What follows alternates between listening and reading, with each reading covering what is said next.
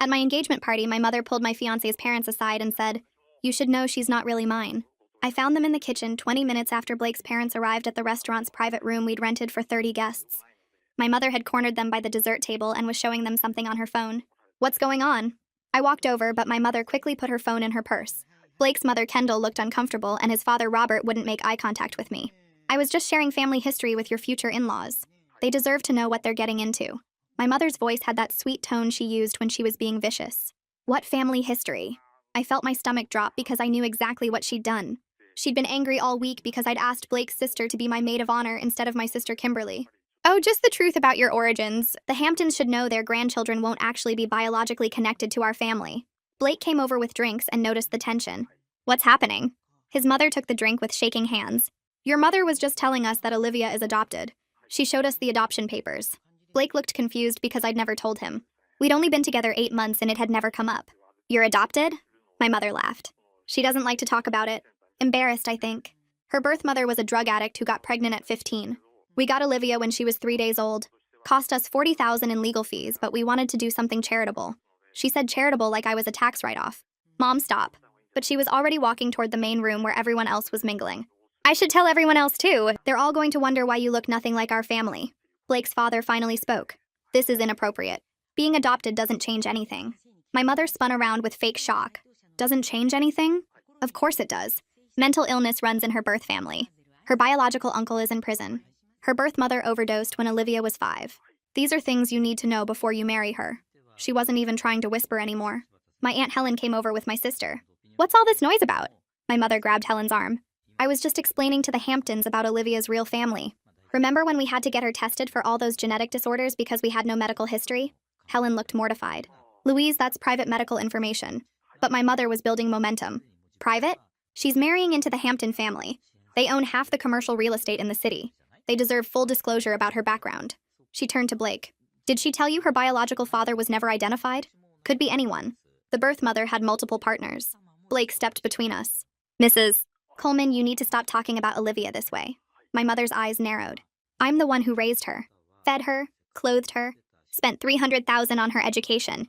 I'll talk about her however I want. She's not even grateful.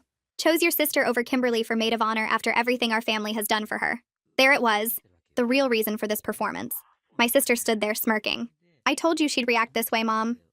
"Olivia's always been ungrateful. We gave her everything and she still acts like she's better than us." My mother pulled out her phone again. "Look, I have pictures of her birth mother from the adoption agency. Olivia looks exactly like her. Same nose, same mouth, nothing like our family." She started showing the phone to other guests who were gathering around. "See? You can tell she doesn't have our genes. We're all tall and blonde. She's short and dark-haired like her birth mother, the drug addict." Blake's mother stepped forward. "Mrs. Coleman, this is cruel. Olivia is your daughter regardless of biology." My mother laughed bitterly. "My daughter? I have one daughter. Kimberly." "Olivia was an investment that didn't pay off. We thought adopting would make us look generous to our social circle, but she's been nothing but disappointing. Average grades, average career, and now marrying into new money instead of old money like we taught her." Blake grabbed my hand. "We're leaving." But my mother wasn't done. "Did you know she wet the bed until she was 8? That's not normal. Probably from whatever drugs were in her system when she was born. We had to buy special mattress covers. The smell was horrible." My father finally appeared from the bar where he'd been hiding. "Louise, that's enough." She turned on him. "Louise, you're making a scene." Frederick's voice was quiet, but she ignored him and pushed past Robert toward the dining room where our guests were still standing around with drinks. Robert moved to block her path, but she was already talking loud enough for everyone to hear. Blake grabbed my hand and pulled me toward the exit while his mother went to find the restaurant manager. I could hear Louise's voice carrying through the room telling anyone who would listen about my birth mother and the adoption papers, and how the Hamptons deserved to know what they were getting into. Blake's hand was shaking as he pulled me through the doorway and down the hall toward the parking lot.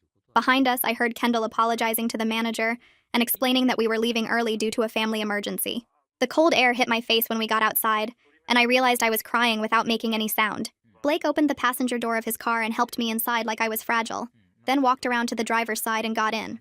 We sat there in the parking lot with the engine off while I shook and cried, and he held my hand without saying anything, because what was there to say? 20 minutes passed before either of us spoke. The windows fogged up from our breathing, and I watched other cars pull in and out of the lot. Normal people doing normal things while my life fell apart in a restaurant I'd never be able to go back to. Blake finally turned to look at me, and his eyes were red like he'd been crying too. He asked if the adoption part was what I'd been afraid to tell him, and I nodded because my throat was too tight to speak. I'd spent 8 months terrified he would see me differently if he knew I came from nothing, that I was born to a 15-year-old drug addict instead of a respectable family. He pulled me closer and said the only thing that matters is that your mother just showed her true character, and it's ugly. We need to figure out how to protect me from her going forward. I started crying harder because he said protect me instead of asking why I lied, or questioning whether he still wanted to marry someone with my background. He held me while I sobbed into his shoulder and got tears and probably snot all over his nice shirt. Blake drove us to his apartment without asking if that's where I wanted to go. I was grateful because I couldn't make decisions or form complete sentences.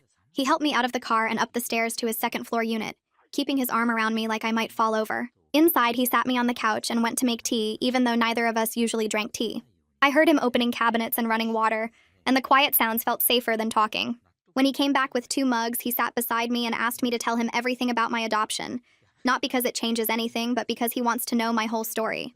I took a sip of the tea and it burned my tongue, but I didn't care. I told him about being adopted at 3 days old, about the Coleman family treating it like charity work, about never feeling like I truly belonged. I told him about the constant reminders that I should be grateful they chose me, that they spent $40,000 in legal fees, and $300,000 on my education. I told him about the genetic disorder testing Louise mentioned, how they took me to specialist after specialist because they had no medical history, and were worried I might have inherited something terrible. I told him about finding out my birth mother overdosed when I was 5, and how Louise told me about it like she was reporting the weather. Blake listened without interrupting, and when I finished, he said his parents need to know the full context of what just happened, because Louise's cruelty makes more sense now.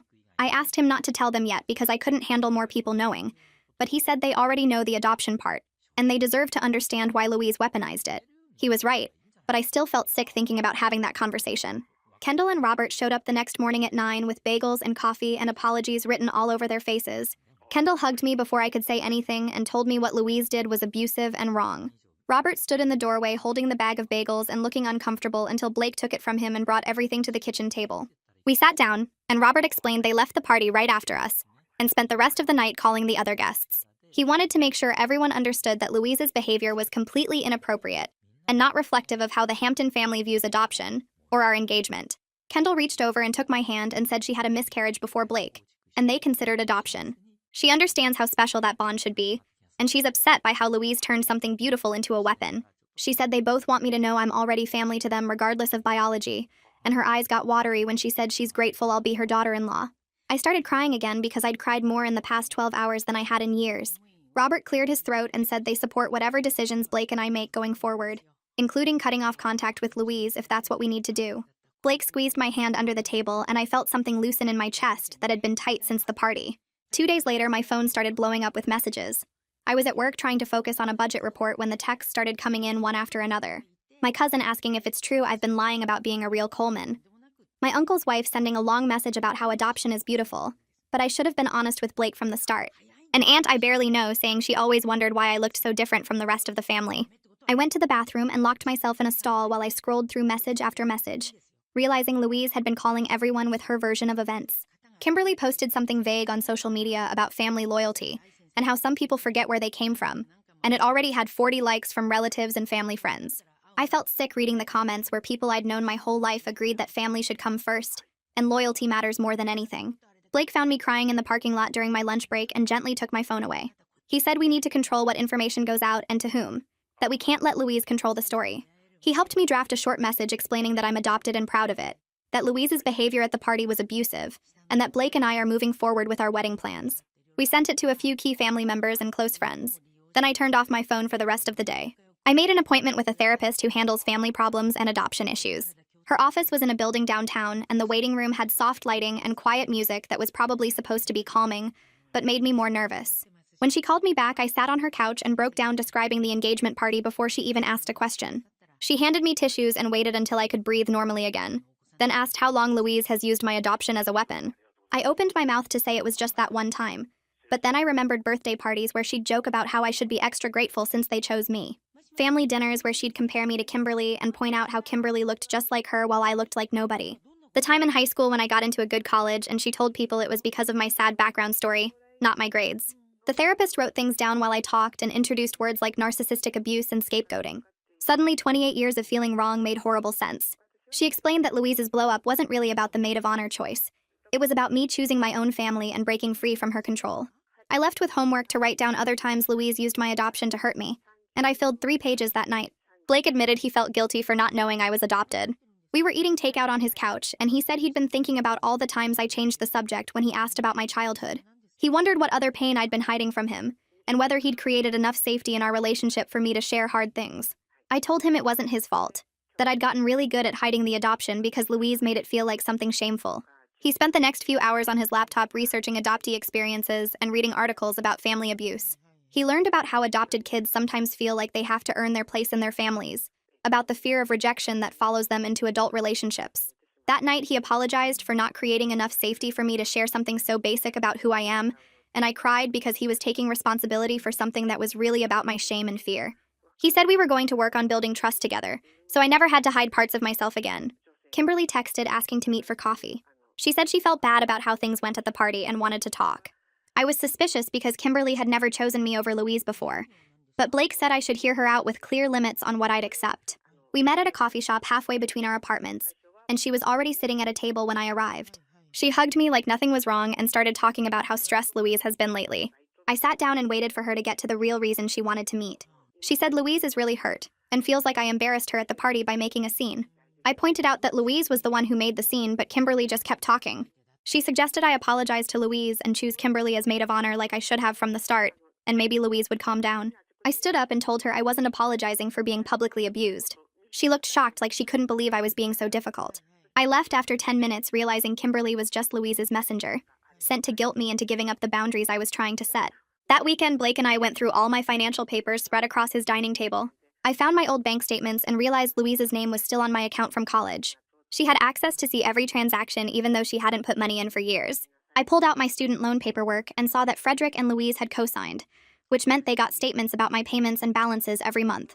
There was a credit card in my name that I barely used, but Louise had insisted I keep for emergencies, and I realized she probably got alerts every time I bought something. Blake helped me make a list of every financial connection to my parents, and we were both disturbed by how much control Louise had kept over my adult life. That $300,000 education investment she'd thrown in my face wasn't kindness. It was building power over me. We spent the rest of the day calling banks and loan companies to remove Louise's access and change my passwords on everything. Kendall called and asked if Blake and I could come to dinner at their house. When we arrived, Robert poured wine, and they said they'd been thinking about our situation and wanted to help in real ways. Kendall said they'd like to pay off my student loans so I wouldn't be tied to the Colemans anymore. I started to protest, but she explained it wasn't charity. It was an early wedding gift and an investment in our future peace. Robert added that they were also happy to cover wedding costs, so Louise couldn't use money as control. They wanted us to have the celebration we choose without anyone holding financial strings over us. I was overwhelmed and crying because I'd never experienced this kind of help without conditions attached. Blake squeezed my hand while his parents smiled and said, "This is what family does. They support each other without keeping score or demanding payback." Kendall hugged me and said she meant it when she called me family, that adoption doesn't make someone less of a daughter, and my relationship with Blake made me her daughter too. I left their house that night feeling like maybe I could build something better than what I'd grown up with. That family didn't have to mean walking on eggshells and earning love through perfect behavior. 3 days after Kendall and Robert's offer to help with the loans, Helen called my cell. She asked if we could meet for lunch without Louise finding out. I suggested a restaurant on the other side of town where none of the Coleman family usually went. When I arrived, Helen was already in a booth near the back, looking nervous and picking at her napkin. She stood up and hugged me tight before I could even sit down. She apologized for not saying anything at the engagement party, explained she was so shocked by Louise's cruelty that she froze. She'd been angry with herself ever since for not defending me in that moment. I ordered coffee and waited while she gathered her thoughts. Helen started talking about when Louise and Frederick were trying to have kids 25 years ago. Louise had trouble getting pregnant and saw doctors for over a year before they suggested adoption. Helen said Louise never wanted to adopt, saw it as admitting failure, but Frederick convinced her it would look good socially. They joined the right clubs and told everyone about their generous decision to give a child a better life. When they brought me home as a newborn, Louise got so much attention and praise for being charitable. Helen said she watched Louise soak up the compliments while barely holding me, always handing me off to nannies when guests left. As I grew up, Louise became competitive instead of maternal. When I learned to walk early, Louise complained I was showing off. When teachers praised my artwork, Louise said I was trying to make Kimberly look bad. Helen teared up, saying she argued with Louise about it many times over the years. She told Louise that comparing us was damaging, and that I deserved to be celebrated for my own achievements. But Frederick always backed Louise and said Helen was being dramatic, that siblings naturally competed. Eventually, Helen stopped bringing it up because it only made Louise treat me worse. She reached across the table and grabbed my hands. She said Louise's cruelty at the party wasn't about the maid of honor choice. It was about me choosing my own life instead of staying grateful and small. Helen wanted me to know that nothing Louise said was true, that I was never a disappointment or investment. She should have protected me better when I was young, and she was sorry for failing me.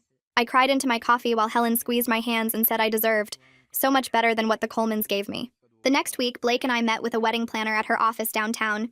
She had sample books spread across her desk and started asking basic questions about our vision. When she asked about family involvement, I explained the situation with Louise and the engagement party disaster. The planner listened carefully, and then gently said we needed to make a hard decision now about the guest list. She'd seen family drama derail too many weddings, and waiting until later only made things worse. Blake said his vote was for my comfort and safety over social expectations or tradition.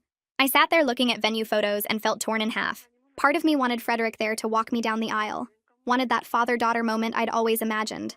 But I knew Louise would never let him come alone, and if she came, she'd find a way to ruin everything. The planner suggested we could do a small ceremony with just close friends and chosen family, maybe 30 people total. Blake nodded and said that sounded perfect, intimate, and meaningful. I picked up a photo of a botanical garden with spring flowers and realized every choice felt loaded with meaning about whose family this wedding represented. If we invited the Colemans, we were saying their abuse was acceptable. If we didn't invite them, we were cutting ties publicly and permanently. The planner left us alone to talk, and Blake pulled his chair close to mine. He said whatever I decided he'd support completely, but he wanted me to know I didn't owe Louise anything, not even a wedding invitation. I put the venue photos down and told the planner we'd get back to her about the final guest list. We spent another hour looking at flowers and catering options, but my mind kept circling back to whether I was brave enough to have a Coleman-free wedding. That night, I couldn't sleep and ended up on Blake's couch with my laptop at midnight. I started searching for information about my birth mother using the few details Louise had mentioned at the party. I typed in keywords about overdose deaths and adoption agencies and teenage mothers from my birth year. After an hour of searching, I found a memorial page for a woman who died 23 years ago. The timeline matched exactly with what Louise said about my birth mother dying when I was 5. There were photos posted by family and friends. She had dark hair like mine and the same eye shape, the same mouth. I scrolled through comments from people who loved her and my throat got tight. Someone named Sarah, who said she was the woman's sister, wrote about her struggling with addiction after getting pregnant at 15. She wrote about how hard her sister tried to stay clean, how much she loved her baby even though she couldn't keep her. Sarah wrote about visiting her sister in rehab, and how proud she was when her sister got 6 months sober before relapsing. I read every comment twice and realized this woman was a whole person with a story, and people who cared about her. She wasn't just the drug addict birth mother Louise described at the party. She had a name and a sister who missed her and friends who remembered her laugh. Blake found me at 2 in the morning still staring at the memorial page with tears running down my face. He sat beside me and wrapped his arms around me without saying anything. I showed him the photos and the comments and tried to explain that I was grieving for someone I never knew. He held me while I cried for this mother who gave birth to me and then lost her battle with addiction. I cried for the history that was kept from me and the questions I'd never get to ask her. Blake eventually closed the laptop and carried me to bed, staying awake beside me until I finally fell asleep. A few days later, Kendall called and invited us to dinner at their house, just the 4 of us. When we arrived, the smell of garlic and herbs filled the whole first floor. Kendall had cooked chicken parmesan, which I'd mentioned loving once months ago at a casual dinner. I was surprised she remembered such a small detail. During dinner, Robert told stories about Blake as a kid, like the time he tried to build a treehouse and got stuck on the roof. Kendall added details about Blake's terrible poetry phase in middle school when he wrote dramatic verses about everything. They laughed together in this easy way that showed decades of shared memories and inside jokes. I watched them and realized this was what normal family dinners looked like. People who genuinely enjoyed being together without tension or performance. After we finished eating, Robert asked if I wanted to see his study. He led me down the hall to a room with floor-to-ceiling bookshelves and a big wooden desk. He showed me the bookshelf where he kept family photos going back 3 generations. Then he pointed to a frame on the second shelf with a photo of me and Blake from our engagement party, taken before everything went wrong. He'd already added us to the family collection. Kendall appeared in the doorway and said they wanted to start a new tradition of Sunday dinners with just the 4 of us. She explained it would be a space where I could experience family without having to perform or prove anything. Robert added that they considered me their daughter now, regardless of what any paperwork said. I started crying again because I kept learning that family could be safe and kind and chosen. Kendall hugged me and said they were sorry I spent 28 years not knowing what this felt like. She promised they'd keep showing me until I believed I deserved it. The next Tuesday, Blake's phone rang while we were making dinner at his apartment. He looked at the screen and showed me it was Louise calling him directly. He let it go to voicemail and we waited while she left a message. When he played it back, Louise's voice came through the speaker cold and threatening. She said she'd make a scene at the wedding if we didn't include her properly in the planning and give Kimberly a prominent role in the ceremony. She reminded Blake that she had rights as the mother who raised me and spent a fortune on my upbringing. If we excluded her, she'd make sure everyone in our social circle knew how ungrateful and disrespectful I was being. She'd tell everyone the truth about my background and my birth family's problems. Blake's jaw clenched tight as the message continued. She ended by saying she expected a call back within 24 hours to discuss her role in the wedding. Blake looked at me expecting me to be upset, but I felt strangely calm. Louise had just shown exactly who she was, and removed any doubt about whether she deserved an invitation. We saved the voicemail, and Blake made a backup copy to his computer. I told him we needed to make a clear decision about boundaries instead of hoping Louise would calm down over time. My therapist's words echoed in my head about how narcissists escalate when they lose control. Louise was just getting started with her campaign to punish me for choosing Blake's family over hers. In my next therapy session, I brought up the voicemail, and my therapist suggested we work on drafting a boundary letter to Louise. We spent the hour outlining clear statements about her behavior at the engagement party being abusive and unacceptable. My therapist helped me write down my need for space to plan my wedding without Louise's interference. We included specific consequences if she continued to harass me or Blake or tried to sabotage the wedding. My therapist kept removing emotional language from my draft and making it more factual and firm. She explained that narcissists twist emotional appeals and use them as ammunition, but they struggle more with clear boundaries stated as simple facts. I practiced reading the letter aloud until I could get through it without my voice shaking or tears starting. My therapist reminded me that Louise's reaction would be explosive and ugly, but that didn't mean I was wrong to set these limits. Blake offered to be there when I delivered the letter, but my therapist suggested I needed to do this myself. She said it would prove to me that I could stand up to Louise without someone protecting me. I folded the letter and put it in my purse, knowing I'd need to deliver it soon before I lost my nerve. 2 days later, Frederick called me for the first time since the engagement party. His voice sounded tired when he asked if we could meet privately to talk. I agreed, and we met at a park near my old high school on a Thursday afternoon. He was already sitting on a bench when I arrived, looking older and sadder than I remembered. He stood up and hugged me carefully like he wasn't sure I'd accept it. We sat down and he started apologizing for not stopping Louise at the party. He said he'd been replaying that night over and over and feeling ashamed of his silence. Frederick admitted he'd always known Louise was harder on me than on Kimberly, but he told himself it wasn't that bad. He convinced himself I was sensitive or reading too much into things. Seeing her cruelty so publicly and so deliberately made him realize he'd been enabling abuse for decades. He said he wanted a relationship with me and any future grandchildren, but he didn't know how to stand up to Louise after 40 years of avoiding conflict. His hands shook slightly as he talked, and I felt sad for him, but also clear about what I needed. I told him I needed him to actually defend me, not just feel bad privately after the damage was done. I needed him to set boundaries with Louise and mean them, to choose me over keeping peace with his wife. Frederick nodded slowly and said he'd try, but we both knew he probably wouldn't change. We hugged goodbye, and I walked back to my car feeling sad for him, but also sure that his regret without action wasn't enough anymore. Saturday morning, I woke up early and drove to my parents' house before I could change my mind. The boundary letter was in my purse, and my hands were sweating on the steering wheel. I knew they'd both be home on a weekend morning. I parked in the driveway and walked up to the front door with my heart pounding. Louise answered after the second ring, and her face lit up with fake happiness. She immediately started talking about wedding plans like nothing had happened, asking about dress shopping and venue choices. I interrupted her and said I needed to read something to her. Her smile faltered and she looked confused. I pulled out the letter and started reading it aloud while she stood in the doorway. I outlined her abusive behavior at the engagement party, listed specific examples of how she'd humiliated me publicly, and stated my boundaries going forward. Her face went from confused to angry to rage-filled as I kept reading. When I finished explaining the consequences if she continued harassing me or Blake, she screamed that I was an ungrateful bitch. She said I should be on my knees thanking her for rescuing me from foster care and giving me a life. She was making a huge mistake cutting off the only family I had. Frederick appeared behind her in the hallway looking uncomfortable but staying silent like always. I told them both I was done being their emotional punching bag and scapegoat. Louise started shouting about the wedding and threatening to show up anyway. I turned and walked back to my car while she stood in the doorway yelling. My hands shook as I started the engine, but I also felt powerful for the first time in my life. Within 2 hours, my phone started buzzing with notifications. Louise had posted a long rant on Facebook about ungrateful adopted children who turn on the families that saved them. She didn't name me directly, but it was obvious to anyone who knew us. She shared the adoption agency photo of me as a newborn and wrote paragraphs about the sacrifice and expense of raising someone else's child. She painted herself as a martyred saint who gave everything to an ungrateful daughter. Kimberly shared the post immediately with comments about how some people forget where they came from. Several family members liked and commented, agreeing that young people today don't respect their parents or appreciate what they're given. I watched the post blow up on my phone screen feeling sick. Then Helen commented calling out Louise's manipulation directly, and several of Blake's family friends jumped in supporting me. The comment section became a battlefield with people taking sides. Kendall texted me screenshots of everything before Louise could delete any of it.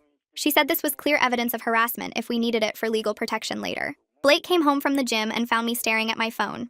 He took it away and made me tea while I told him about the Facebook post. He wasn't surprised and said Louise was showing everyone exactly who she was, which would help us in the long run.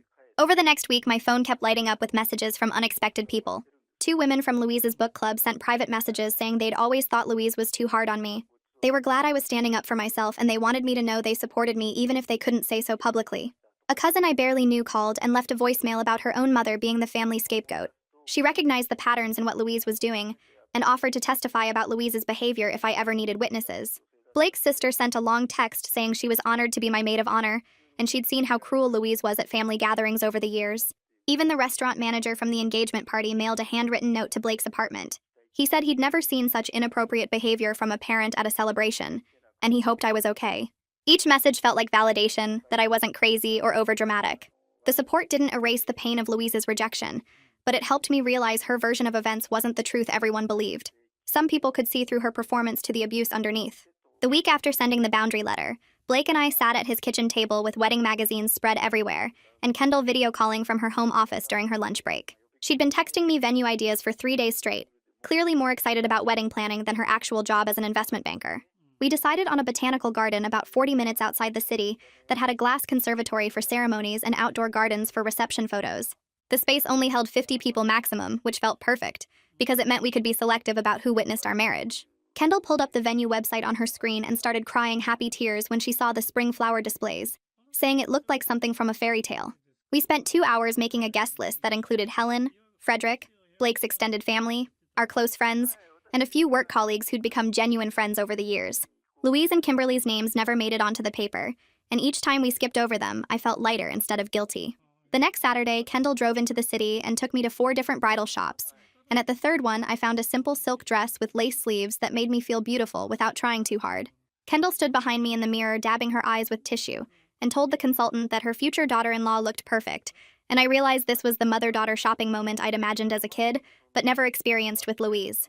We chose a ceremony format that let us write personal vows about choosing each other and building family through intention rather than obligation. And when we told Robert our plans over dinner, he offered to walk me down the aisle if I wanted that tradition, or we could walk together as a couple if I preferred. Every choice felt like taking back joy that Louise had tried to poison with her cruelty, and I kept waiting for anxiety to hit. But instead, I just felt excited about marrying Blake, surrounded by people who actually cared about us. 2 months after I delivered the boundary letter, my phone rang with Frederick's number, and I almost didn't answer. He asked if we could meet at the same park where we'd talked before, and something in his voice sounded different, so I agreed. When I arrived, he looked tired, but also determined in a way I'd never seen from him. He explained that living with Louise had become unbearable since I'd cut contact, because she spent every day obsessing over my rejection and planning ways to crash the wedding or turn our social circle against me. Frederick said he'd finally told her that her behavior toward me had been wrong for years, and he planned to attend my wedding even if she forbade it, which was the first time in my memory that he'd openly stood up to her about anything. He admitted this decision would probably make his marriage miserable, but he was tired of being part of abusing me through his silence, and he wanted to know his future grandchildren without the poison Louise would bring to those relationships. I listened carefully because Frederick had disappointed me so many times by choosing Louise over basic decency, but his eyes looked genuine when he said he understood if I didn't trust him yet. I told him I was cautiously hopeful, but he needed to maintain these boundaries long-term and not just perform for the wedding, then go back to enabling Louise's cruelty. He nodded and said he knew he had decades of damage to make up for, but he wanted to try.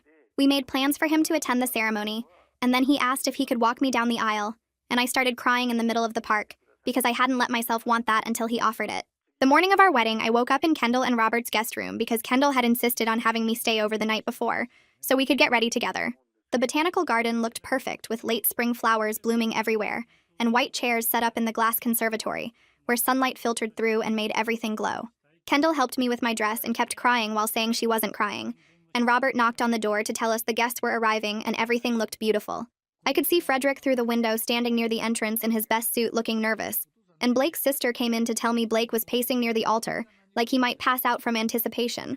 When the music started and Frederick offered his arm, I could see tears in his eyes, and as we walked down the aisle between 50 people who genuinely loved us, he whispered that he was proud of me. Blake's face when he saw me made every hard moment worth surviving, and Kendall dabbed her eyes throughout the entire ceremony, while Robert beamed like he was gaining the daughter he'd always wanted, rather than losing his son.